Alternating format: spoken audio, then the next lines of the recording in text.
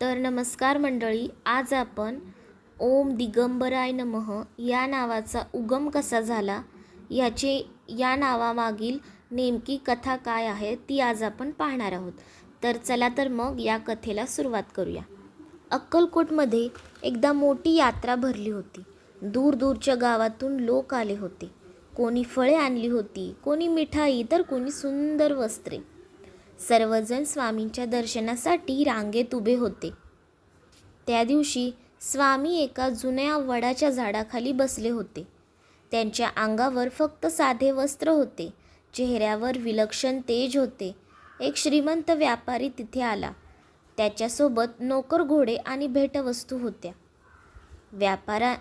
व्यापाऱ्याने स्वामींना नमस्कार केला, पण त्याच्या मनात थोडा अहंकार होता। तो मनात म्हणाला, हो, हे संत इतके महान म्हणतात, पण राहतात मात्र अगदी साधेपणाने। त्याने स्वामींना महागडे रेशमी वस्त्र अर्पण केले। सभोवतालचे लोक आनंदाने पाहू लागले। स्वामींनी ते वस्त्र हातात घेतले, काही क्षण शांत राहिले आणि अचानक ते जवळच्या गरीब माणसाला देऊन टाकले। व्यापारी आश्चर्यचकित झाला। तो म्हणाला, महाराज, हे खास तुमच्यासाठी आणलं होतं? स्वामी हलके हसले, मग म्हणाले, ज्याला आकाशवस्त्र आहे त्याला याची काय गरज? सर्वजण स्तब्ध झाले। या शब्दात खोल अर्थ होता बरं का। स्वामी पुढे म्हणाले, देहासाठी माणूस आयुष्यभर धावतो, पण त्या आत्म्याला वैभव लागत नाही। व्यापाराचा अहंकार तुटला।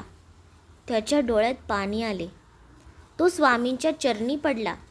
महाराज, आज मला खरे धन समजले, तो म्हणाला। त्या दिवसानंतर तो गरिबांना मदत करू लागला। त्याचा स्वभाव बदलला।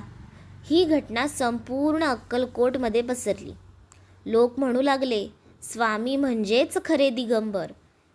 त्यांना जगाचा, मोहाचा स्पर्शही नाही। कोणी म्हणाले, ते देहाच्या पलीकडचे आहेत।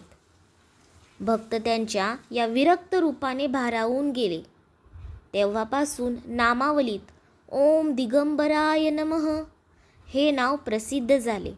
आजही अनेक भक्त हे नाव घेताना स्वामींच्या त्याग, वैराग्य आणि निर्लेप जीवनाचे स्मरण करतात आणि श्रद्धेने म्हणतात, ओम दिगंबराय नमः। तर अशाच नवनवीन कथेसाठी आपल्या चॅनेलला सबस्क्राईब करा आणि लाईक